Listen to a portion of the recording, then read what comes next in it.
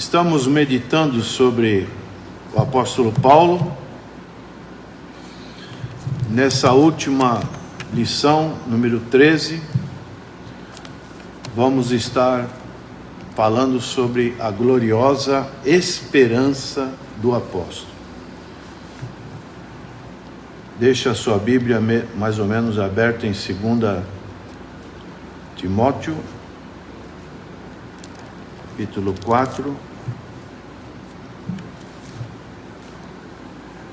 O texto áureo da nossa lição diz: mas nós que somos do dia, sejamos sóbrios, vestindo-nos da couraça da fé e do amor, e tendo por capacete a esperança da salvação. Quero destacar a palavra dia. Nós que somos do dia. Que dia é esse? O dia da nossa gloriosa esperança se cumprir. Então, nós esperamos aquele grande dia da volta do Senhor Jesus Cristo. Verdade prática: a esperança gloriosa da volta de Jesus traz sobriedade para as nossas vidas e disposição para exercer a fé e o amor em esperança. Então, muito importante também essa frase que nós acabamos de ler: sobriedade na vida espiritual. A vida espiritual não é algo que devemos levar de qualquer maneira. Exige de nós uma disciplina. A palavra discípulo vem de disciplina. Então, devemos sermos disciplinados na nossa vida espiritual. A leitura bíblica em classe. 2 textos. Primeiro, 2 Timóteo, capítulo 4, versículo de 6 a 8. Então, a nossa lição, ela vai se dividir em duas partes principais. A questão da morte, como Paulo tinha consciência da morte, e depois os fatos futuros, a escatologia do que nós esperamos para o futuro. 2 Timóteo capítulo 4, versículo 6. Porque eu já estou sendo oferecido por aspersão de sacrifício. Então, quando nós lemos essa primeira parte aqui que Paulo se apresenta, nós podemos ver que ele utiliza muito o Antigo Testamento. Então, o Novo Testamento, o Antigo Testamento, ele deve ser lido à luz do Novo Testamento.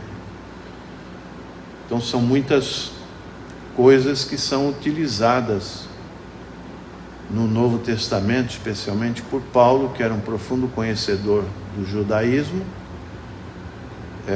aplicando na vida atual.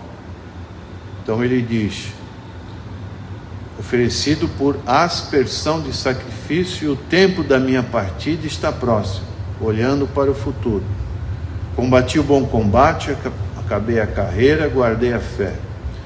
Desde agora a coroa da justiça me está sendo guardada, a qual o Senhor, justo juiz, me dará naquele dia. E não somente a mim, mas também a todos os que amarem a sua vinda. Então aqui ele está usando uma expressão pessoal, que ele tinha certeza que iria receber essa coroa da justiça, né? E já olhando, fazendo uma visão do futuro, do que o aguardava. 1 Tessalonicenses capítulo 5, versículo 1. Mas, irmãos, acerca dos tempos e das estações, não necessitais de que se vos escreva, Porque vós mesmos sabeis muito bem que o dia do Senhor virá como ladrão de noite. Pois que quando disserem a paz e segurança, então lhe sobrevirá repentina destruição, como as dores de parto, aquela que está grávida, e de modo nenhum escaparão. Mas vós, irmãos, já não estáis em trevas, para que aquele dia vos surpreenda como um ladrão. Muito importante esse versículo, né? Não estáis em trevas, porque todos vós sois filhos da luz e filhos do dia. Nós não somos da noite, nem das trevas.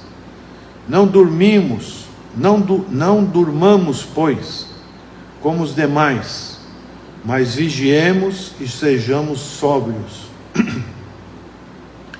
Porque os que dormem, dormem de noite, e os que se embebedam, embebedam-se de noite. Mas nós, que somos do dia, sejamos sóbrios, vestindo-nos da couraça da fé e do amor, e tendo por capacete a esperança da salvação. Porque Deus não nos destinou para a ira, mas para a aquisição da salvação por nosso Senhor Jesus Cristo, que morreu por nós, para que, quer vigiemos, quer durmamos, vivamos juntamente com Ele, pelo que exortai-vos uns aos outros, edificai-vos uns aos outros, como também o fazeis. Então, na nossa introdução, fala sobre essa última lição do trimestre, que não podemos perder a esperança do céu em meio ao sofrimento e tribulações nesta terra. Então essa esperança tem que estar viva diante de circunstâncias que possamos passar aqui neste mundo. Essa esperança é a fonte da força dos fiéis que se apegam no que Deus realizou em Cristo Jesus. E a garantia desta esperança é o fato de que o Espírito Santo nos fortalece, renova e confirma a esperança, a herança eterna do nosso Deus. Que a esperança do apóstolo Paulo seja a nossa também. Então, vivemos por fé, não por vista. E o crente vive dessa esperança de que Jesus disse: vou preparar-vos lugar, para onde eu estiver, estejais vós também. Primeiro ponto, a consciência de Paulo diante da morte. Muito importante essa consciência que Paulo tinha, que Paulo disse: sede meus imitadores, como eu sou de Cristo Jesus. Então essa mesma consciência com relação à morte, nós temos que aprender. A morte não deve ser para nós o fim de todas as coisas, mas até um começo de uma nova vida, com uma outra esfera, numa outra dimensão. É a mesma visão de Cristo, uma visão dedicada à causa do Mestre, uma vida dada, que foi oferecida como a primeira ponto aqui, uma morte como oferta de sacrifício. Então vamos ler 2 Coríntios, capítulo 4, versículo 6. Porque eu já estou sendo oferecido, como nós já estivemos lendo, né?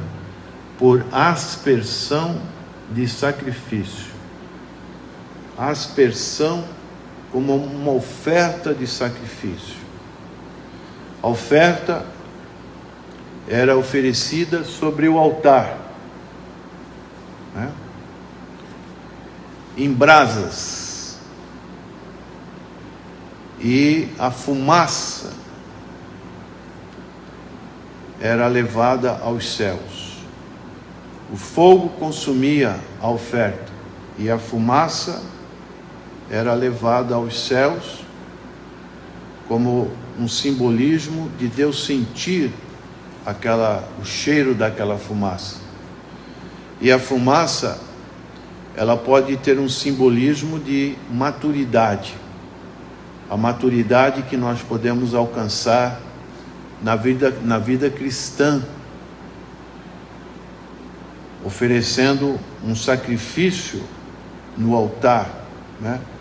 É isso que Paulo está dizendo. No Antigo Testamento, a oferta de manjares, oferta de cereais, oferta de líquidos, oferta de libação, que era 2 ingredientes, o azeite e o vinho. Eram produtos caros, de difícil colheita, né? E assim eram oferecidos como sacrifícios, quando as pessoas ofereciam no Antigo Testamento esses sacrifícios de aspersão. Então, Paulo diz aqui: o Espírito Santo que guiava o apóstolo Paulo em tudo o fez sentir que o tempo da sua partida estava próximo.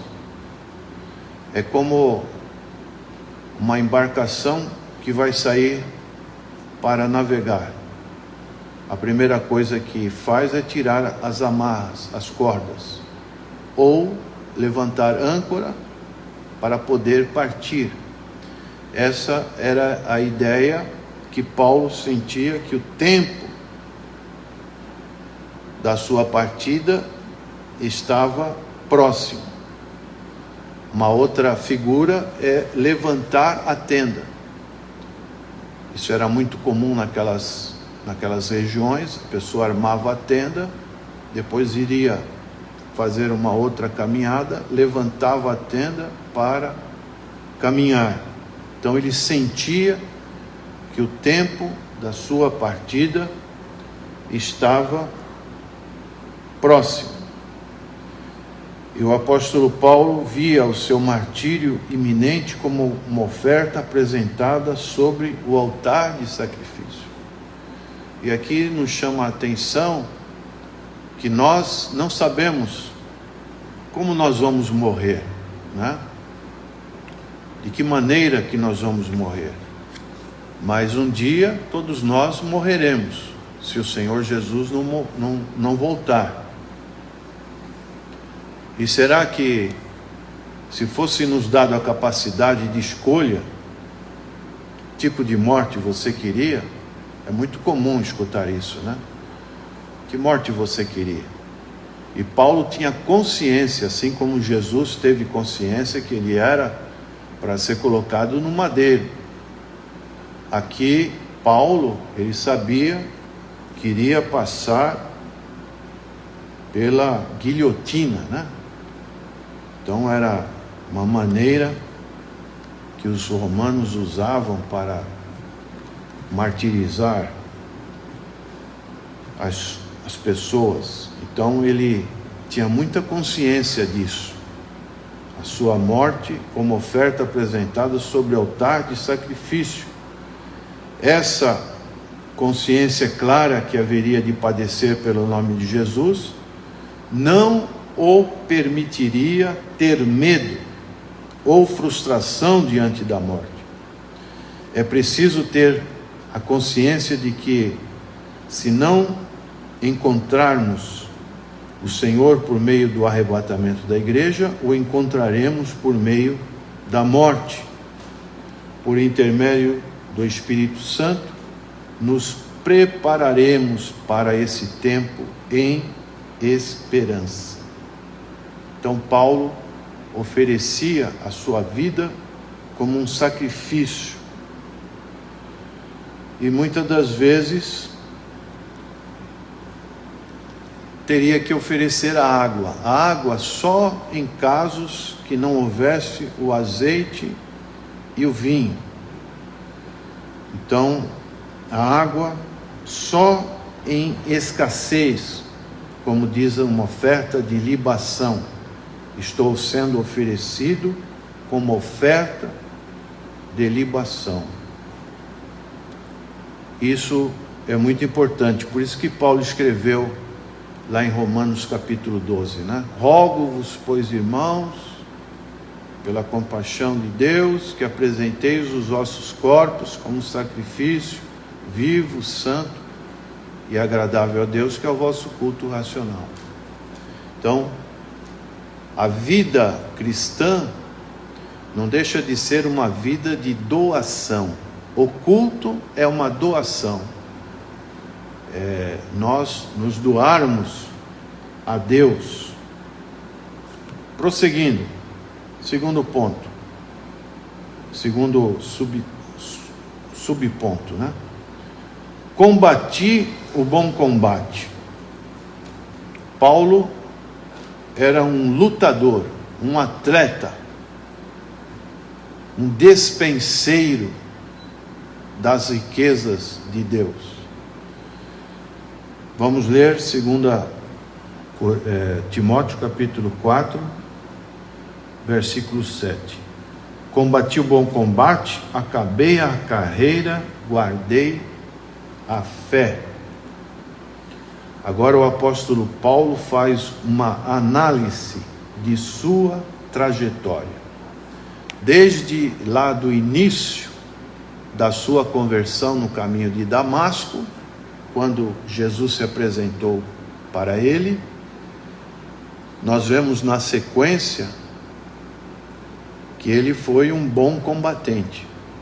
Então a vida cristã, muitas das vezes, esse envolvimento que nós podemos ter ou não com a vida cristã, nós achamos que é algo, não é muito bom. E se nós olharmos para a vida de Paulo, Paulo sofreu situações terríveis, que nós já lemos em outras lições.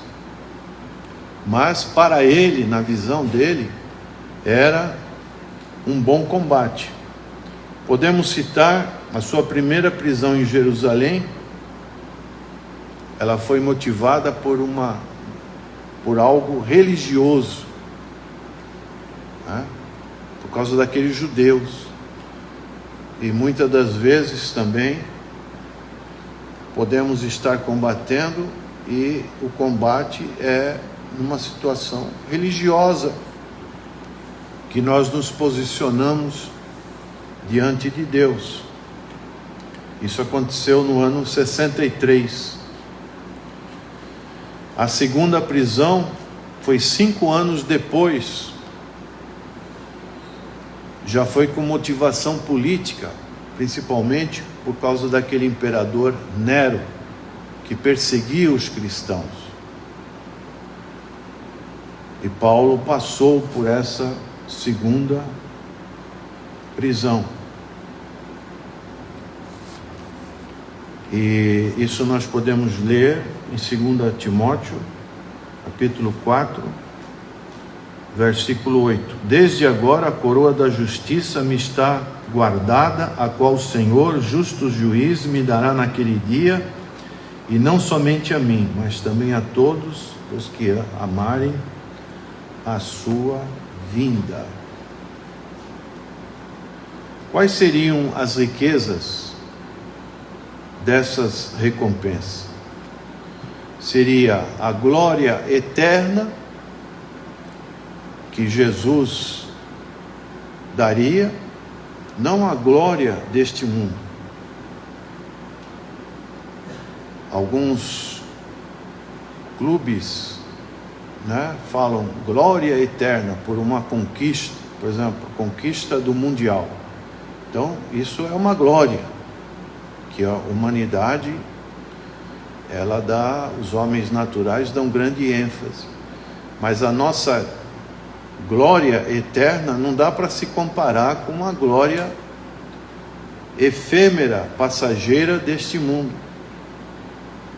Então, riquezas, recompensas, e nós somos participantes disso.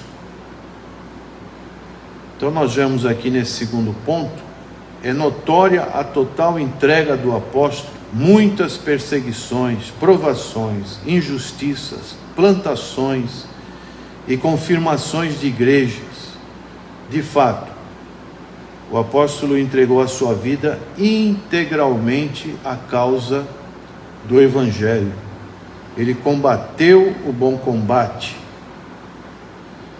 Para irmos no combate, o que precisa em primeiro lugar? Precisa de um chamamento, né? Ninguém vai se alistar se a nação não lhe convocar. Assim também é na vida cristã, na vida espiritual. Jesus nos convoca. Cantamos hinos, muitos hinos que falam de combater, de chamamento. Então, cada um de nós temos que entender que nós somos também chamados a um bom combate. Esse bom combate é a vida cristã, que Paulo, lá em Efésios capítulo 6, ele fala que a nossa luta não é contra a carne, contra o sangue, mas contra principados e potestades. Então a vida cristã não é algo militar, podemos assim dizer. É a palavra que mais encontramos na Bíblia. Paulo fala: praticai a boa milícia, a milícia da fé. Então nós somos militantes, combatentes. Que combate estamos combatendo? Essa é a pergunta que surge aqui. Qual o combate que você faz? Essa causa é nobre? Essa causa é a nobre causa do Evangelho? Uma outra pergunta. Vale a pena combater? Vale a pena estar na presença de Deus? Então são questões que cada um de nós individualmente deve responder. Que o autoexame de Paulo seja exemplo para nos autoexaminarmos também. Então é um combate que não é simplesmente nosso, mas é um combate que é de Cristo, e nós nos envolvemos neste combate. E às vezes a pessoa pode estar pensando que o combate é dela, do nome dela, da função dela. Não, o combate é o combate de Cristo. Se estamos aqui, é porque Cristo nos comissionou, nos chamou para esse bom combate. Terceiro subtítulo: gratidão e esperança. Já tivemos lendo esses dois versículos, né?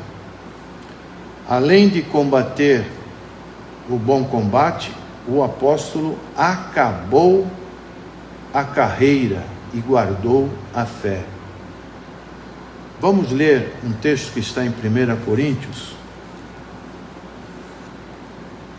capítulo 9.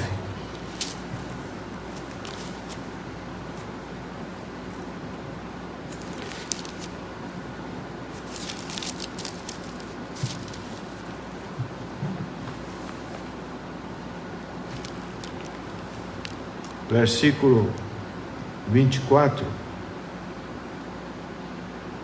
a 27. Não sabeis vós que os que correm no estádio, todos na verdade correm, mas um só leva o prêmio? Correi de tal maneira que o alcanceis. E todo aquele que luta, de tudo se abstém. Eles o fazem para alcançar uma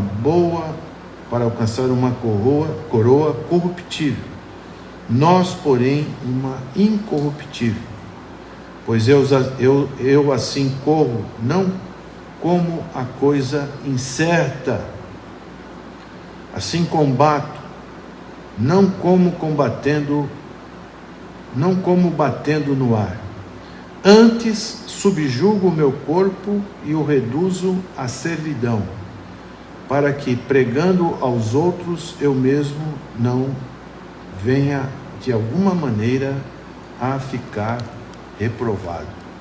Então Paulo usava essa figura de um atleta que, para ter a sua coroa, a sua medalha, tem que se esforçar, tem que fazer todo um rigoroso treinamento, comida, para poder atingir o alvo. E assim o nosso combate não é como batendo no ar. Nós temos que saber como é esse combate. E aí Paulo, ele vai chegar a um ponto que ele vai dizer: acabou a carreira e guardou a fé. Mais importante do que começar é a forma de terminar a carreira. Às vezes tem pessoas que começam bem na carreira cristã, fazem um monte de propósito. Olha, esse ano, principalmente agora que está iniciando um novo ano, né? Esse ano eu vou fazer isso, aquilo. E quando vai passando o tempo, vai se esquecendo dos propósitos que foram colocados diante de Deus. Tem pessoas que começam mal, às vezes cambaleando na vida cristã, um tanto que inseguros, inquietos, mas depois parece que dá um estalo na pessoa, a pessoa cai em si e aí ela vai terminar bem. Então podemos dar o exemplo de Saul. Começou humilde, né? E terminou muito mal. Ao contrário de Davi, que era humilde e Deus o colocou numa posição de destaque.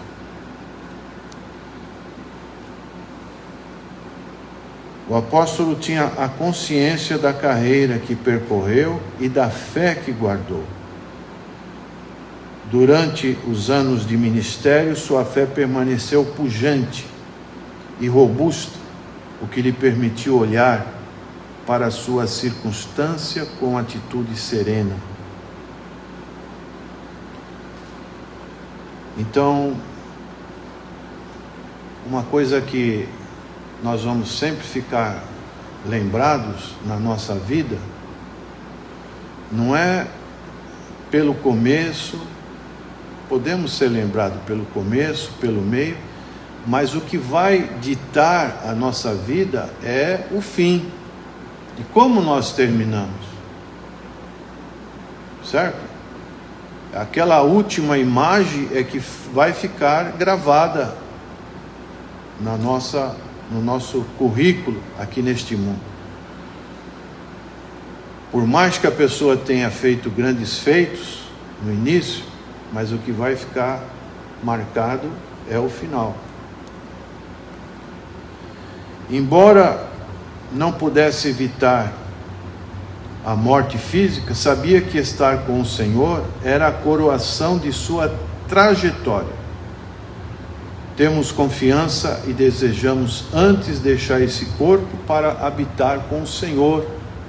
Paulo dizia isso em 2 Coríntios capítulo 5. Se esse corpo terreno se desfizer, temos uma casa celestial, não feita por mãos humanas, mas feitas pelo sangue do Cordeiro, que é Jesus Cristo. E Paulo também dizia isso em Filipenses capítulo 1, né? Para mim o viver é Cristo e o morrer é lucro. Então não tinha medo da morte. Então o apóstolo nos ensina que é preciso olhar para o futuro,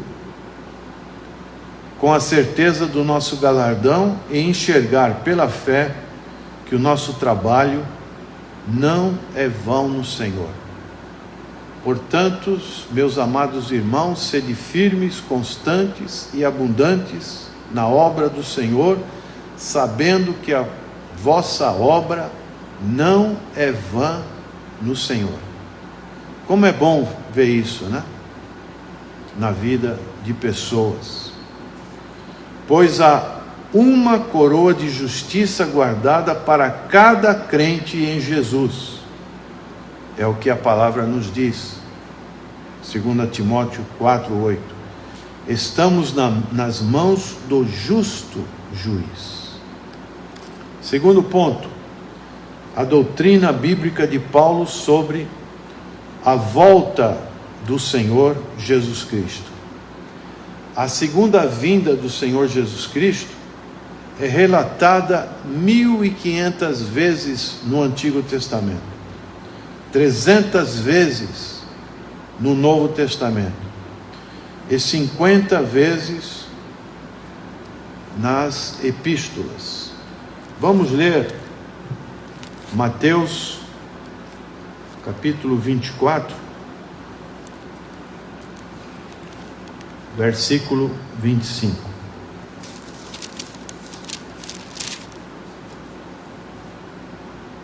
Eis que eu vos tenho predito.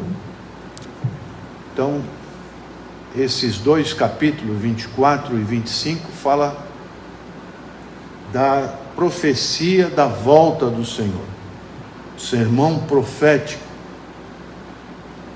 E já lemos em 1 Tessalonicenses capítulo 5, fala dessa volta do Senhor Jesus Cristo. Inicia com uma conjunção mas, para retornar à ideia lógica do capítulo 4, em que Paulo fala sobre a ressurreição dos mortos em Cristo, na mesma ocasião em que ocorrerá o arrebatamento dos vivos em Cristo. Isso fala do estado intermediário da alma. Nós, quando morremos, a nossa alma e o nosso espírito está com Deus, e quando fala do arrebatamento dos vivos, os mortos, na mesma ocasião, ressuscitarão com Cristo. Assim, o capítulo 5 de Tessalonicenses é a continuidade acerca do assunto parousia, que significa essa palavra, a volta do Senhor Jesus Cristo. Segundo subtópico, as duas fases desta vinda. A volta do Senhor Jesus se dará em duas fases. A primeira, para os salvos, em que nosso Senhor virá nas nuvens para se encontrar com a sua noiva, a igreja. Vamos ler 1 Tessalonicenses, capítulo 4,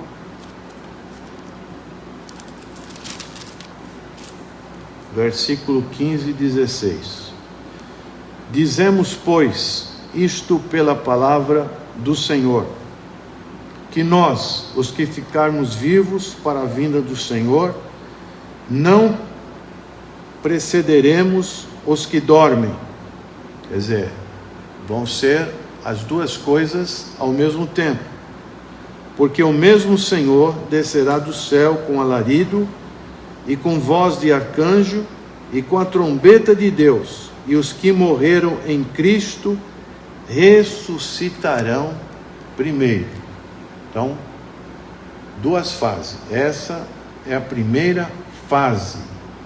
Essa palavra arrebatamento é como rapto, tirar rapidamente a pessoa. o apóstolo nos mostra que nessa ocasião os mortos em Cristo ressuscitarão primeiro. Quem são os mortos em Cristo? Então nós vemos desde Adão, todos aqueles que foram pessoas fiéis vão estar ressuscitando primeiro.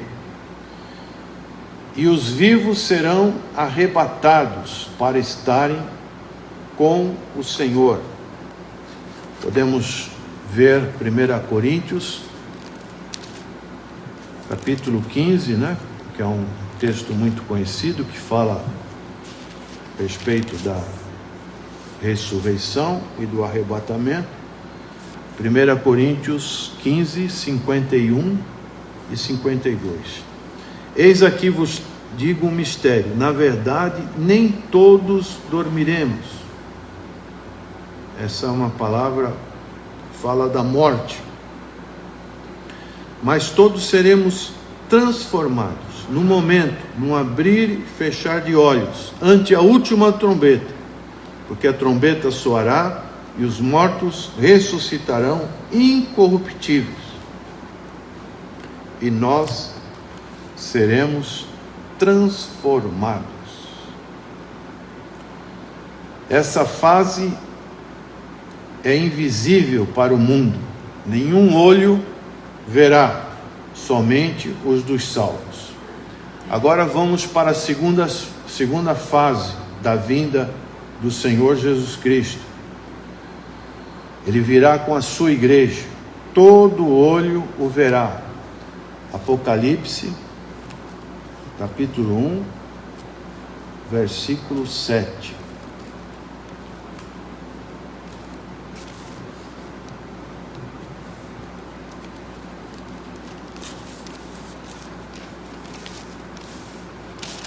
Devemos tomar cuidado, tem muitas doutrinas diferentes da nossa aí pelo YouTube, Então, Apocalipse 1:7 diz: eis que vem com as nuvens, e o que mais? E todo olho o verá, até os mesmos que o ultrapassaram, e todas as tribos da terra se lamentarão sobre ele. Sim, amém. Ele virá, e a sua glória descerá com a sua glória, e literalmente será visto por todo mundo. Hoje muito fácil, as transmissões, muito fácil. Ele descerá onde? No Monte das Oliveiras, principalmente. O Monte das Oliveiras é praticamente próximo a Jerusalém antiga, especialmente pelos judeus. Vamos ler Zacarias. Aí entra a questão do Antigo Testamento, Zacarias capítulo 14.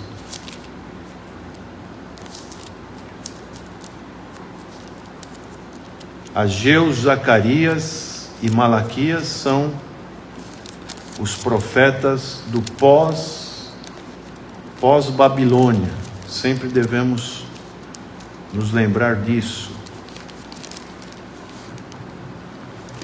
Zacarias capítulo 14, versículo 2 e 3, falando dessa segunda volta.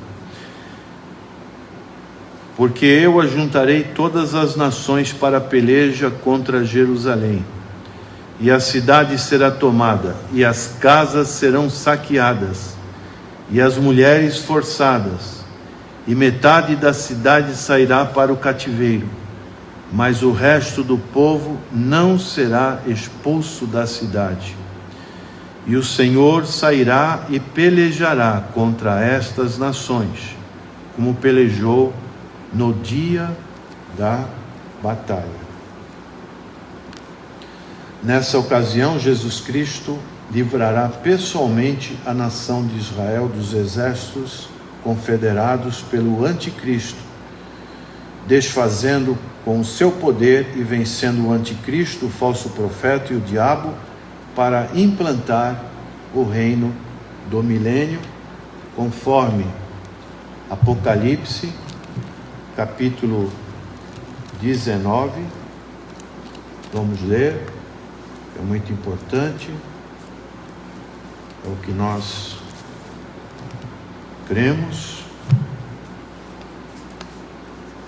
Versículo 11: E vi o céu aberto,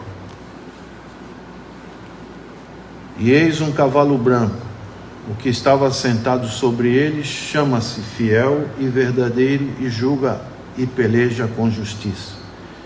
E os seus olhos eram como chama de fogo, e sobre a sua cabeça havia muitos diademas, e tinha um nome escrito que ninguém sabia senão ele mesmo. E estava vestido de uma veste salpicada de sangue, e o nome pelo qual se chama é a Palavra de Deus. E seguiam-no os exércitos que há no céu, em cavalos brancos e vestidos de linho fino, branco e puro. E da sua boca saía uma aguda espada para ferir com ela as nações, e ele as regerá com vara de ferro, e ele mesmo é o que pisa o lagar do vinho do furor e da ira do Deus Todo-Poderoso. E na veste e na sua coxa tem escrito este nome: Rei dos Reis e Senhor dos Senhores. Então essa será a segunda fase da volta de Cristo. Então aqui tem uma frase muito importante: a igreja de Cristo nasceu no fogo e debaixo da promessa da sua volta. Terceiro subitem, sobre a grande tribulação. Vamos voltar para Mateus, capítulo 24,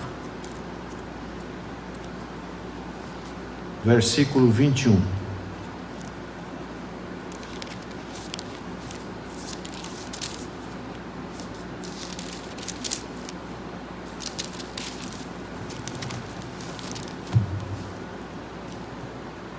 Porque haverá, então, grande aflição, como nunca houve desde o princípio do mundo até agora, nem tampouco haverá jamais.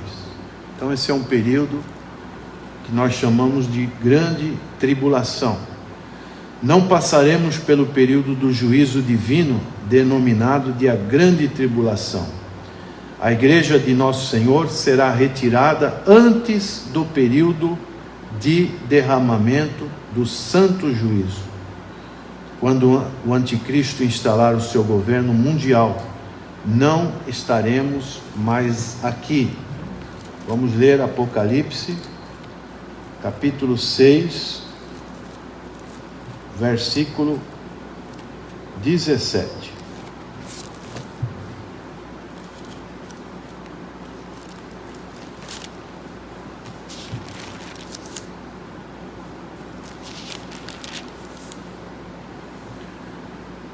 Porque é vindo o grande dia da sua ira, e quem poderá subsistir?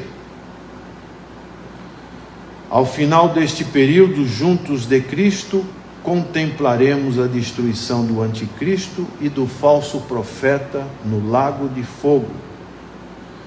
Esse ensinamento mostra aos Tessalonicenses, bem como à igreja atual, que vale a pena confiar e esperar a volta do Senhor.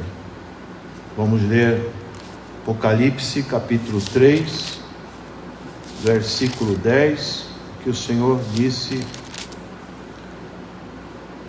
à igreja de Filadélfia: Como guardaste a palavra da minha paciência, também eu te guardarei da hora da tentação que há de vir sobre todo o mundo, para tentar os que habitam na terra.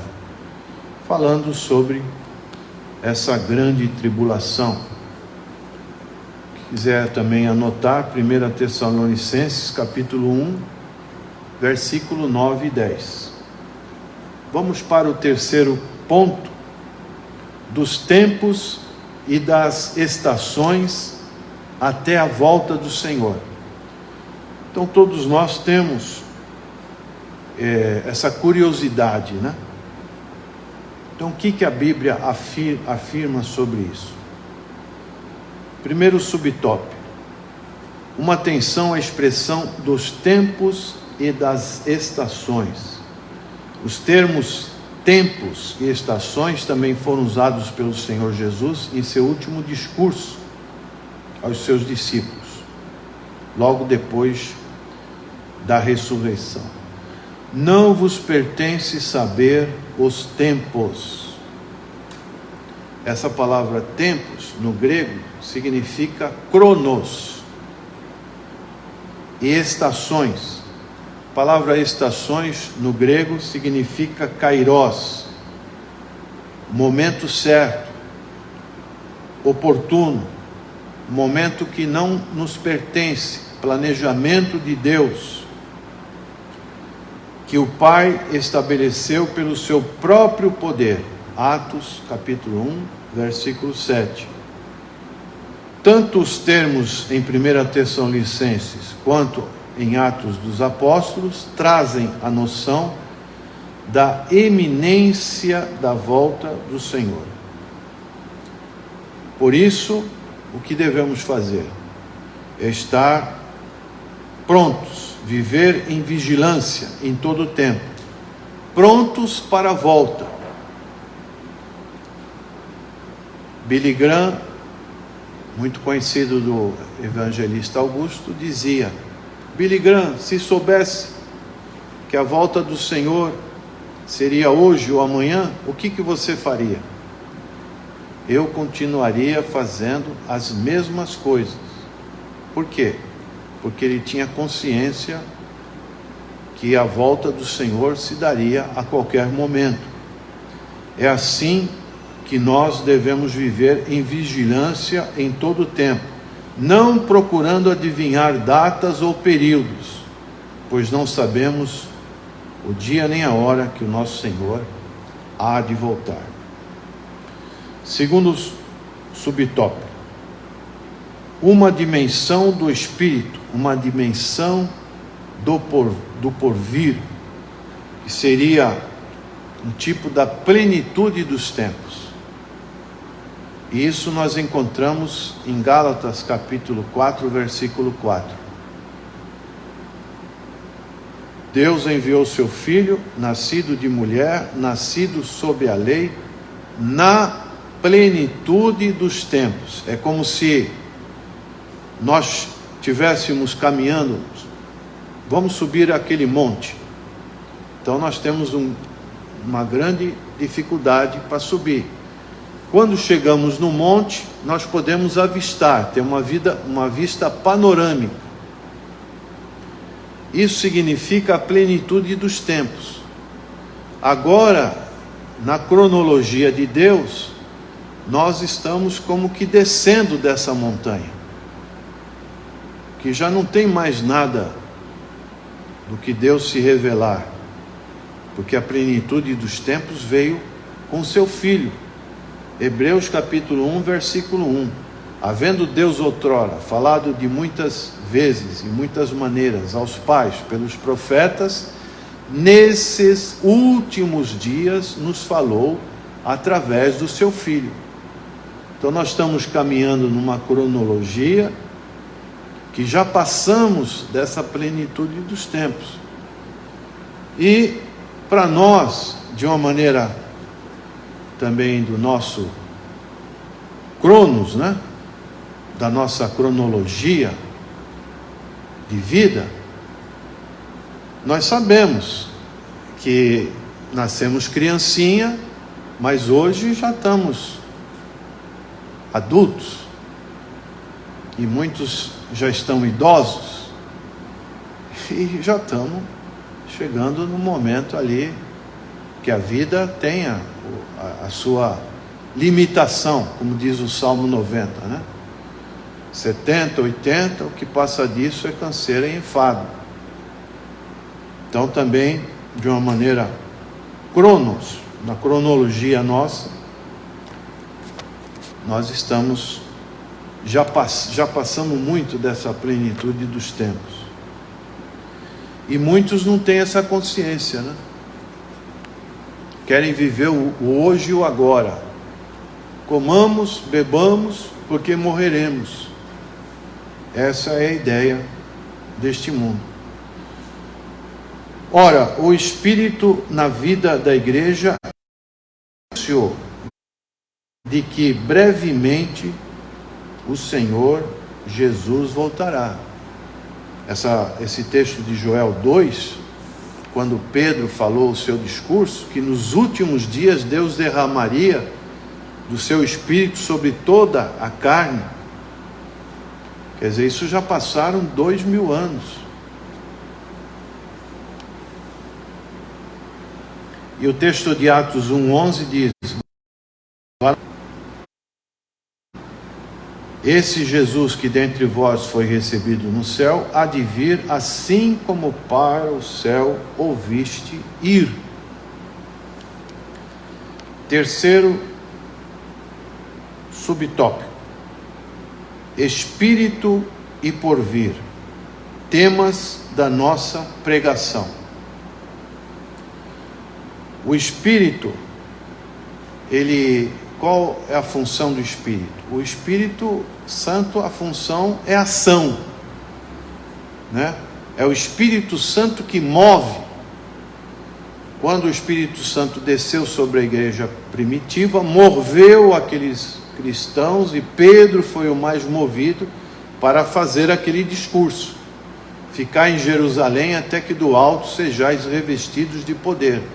Agora, nós também temos recebido o Espírito Santo, e o Espírito Santo age em nós como templos do Espírito Santo para nos mover.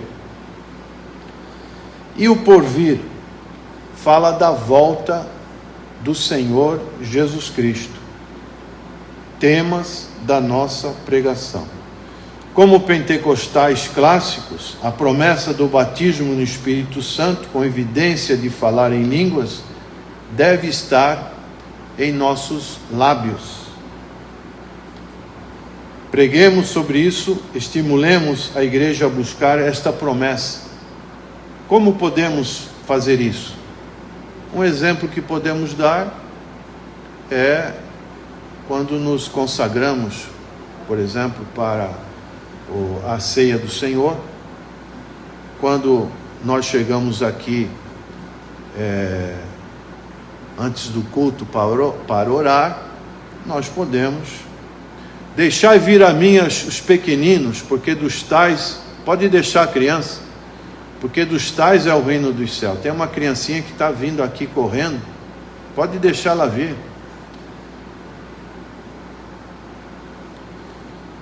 Então, a promessa da bendita esperança deve estar em nossa proclamação. Pode deixar ele vir, está gostando do ambiente. Então essa proclamação tem que estar em nossos lábios. A volta do Senhor Jesus Cristo, né? Ele já veio e ele vai voltar para buscar a sua igreja. E Jesus em breve voltará. A igreja de Cristo nasceu no fogo e debaixo da promessa da sua volta, que é a evidência na igreja. Conclusão: a bendita esperança de Paulo deve ser a nossa, né, irmãos? Se Paulo diz: sede meus imitadores. À noite nós temos culto para as crianças, viu? Traga ele. Se Paulo tinha essa bendita esperança também deve ser a nossa. Ao longo do ministério do apóstolo, somos estimulados a viver no Espírito e ao mesmo tempo em vigilância. Isso é importante, né, irmão? Crente consciente, ele vive em vigilância. É como um atalaia, é como um soldado, preparando-nos para o encontro com o nosso traslador. Elias também andava com Deus, e Elias foi pego num carro envolto num redemoinho. Assim, nós também devemos andar com Deus, porque qualquer hora Jesus vem nos buscar. Vamos orar? Senhor, te somos gratos pelo precioso ensino de Paulo, sua vida, seu exemplo, e também, Senhor, pelas doutrinas da volta do Senhor Jesus Cristo e com relação aos tempos e estações, que devemos, assim como temos hoje a noção que está sol e de repente pode chover, assim também é a nossa vida, que a plenitude dos tempos já passou e que cada dia mais nos aproximamos deste glorioso dia de nos encontrarmos com o Senhor. Que essa viva esperança esteja sempre em nossos corações, e queremos te agradecer por isso, em nome do Senhor Jesus. Amém.